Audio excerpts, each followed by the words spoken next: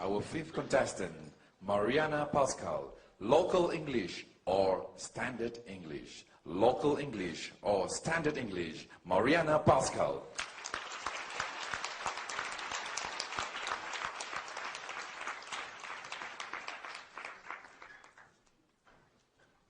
Well, many years ago, my daughter, who is half Chinese, attended a local kindergarten in Johor Bahru. And I remember one day I went to pick her up, and she came running up to me, and she said, "Mommy, what's this?" I said, "I don't know, ask your teacher." She turned and she said, "Teacher, this what, ah?"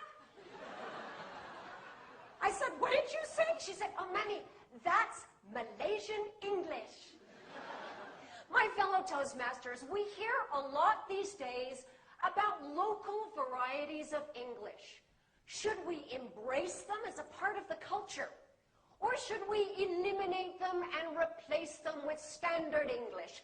What do you think? Embrace or replace?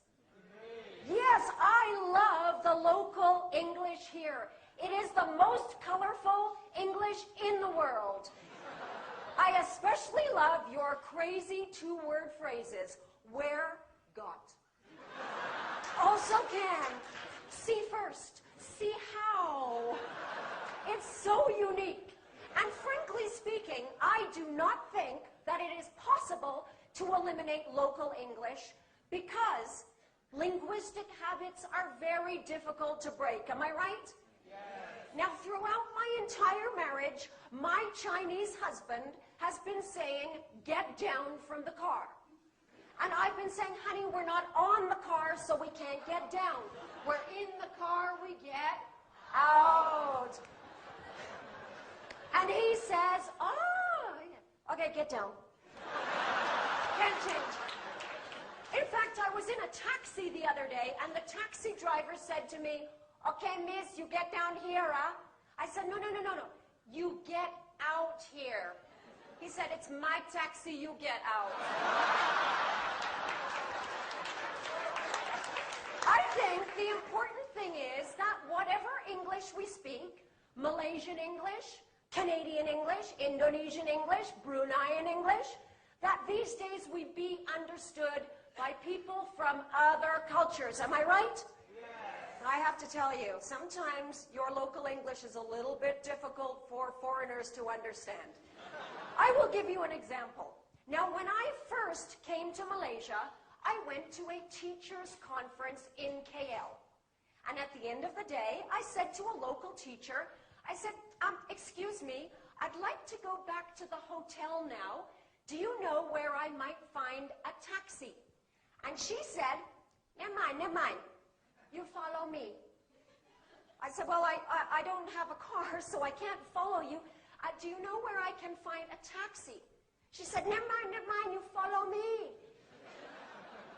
I said to my friend, "She wants me to follow her. Should I run behind her car?" You see, it would have been helpful if she had used a more standard phrase like, "I'll give you a ride." I'll give you another example of how local English can be very difficult for foreigners.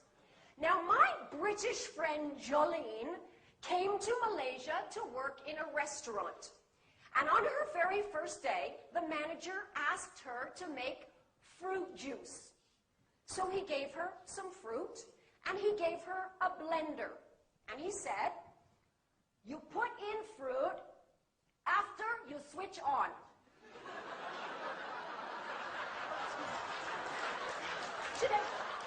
Excuse me, I put in the fruit after I switch it on.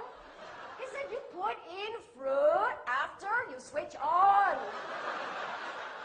So she switched it on, put in the fruit. What happened? All the fruit came out. He said, I told you, you put in fruit after you switch on. See, she had heard this, right? It would have been a little clearer if he had said, "Put in the fruit. After that, you switch it on." You see, sometimes one single word can change the whole meaning, right? I remember when my husband and I were first falling in love. I remember this one evening that was so romantic. Now, my husband's English was not very good at that time. And this was the night he was going to propose. We were dancing. It was so romantic. We just looked at each other. And he said in the most gentle voice,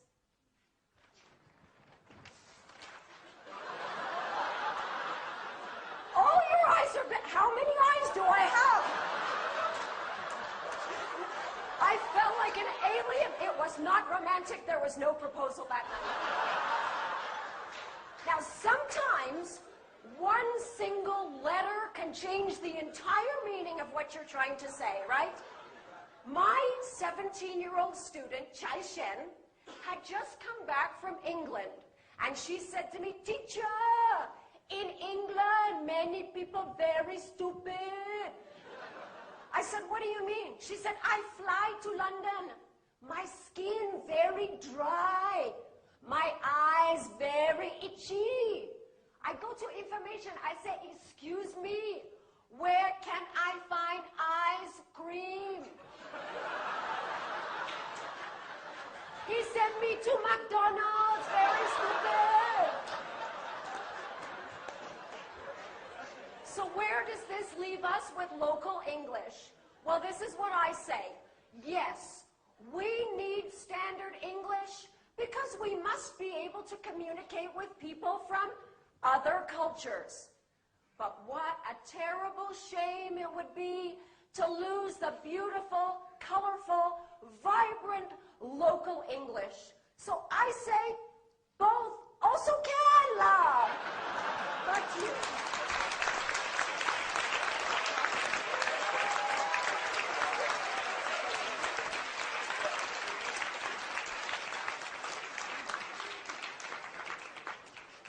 Please observe 1 minute.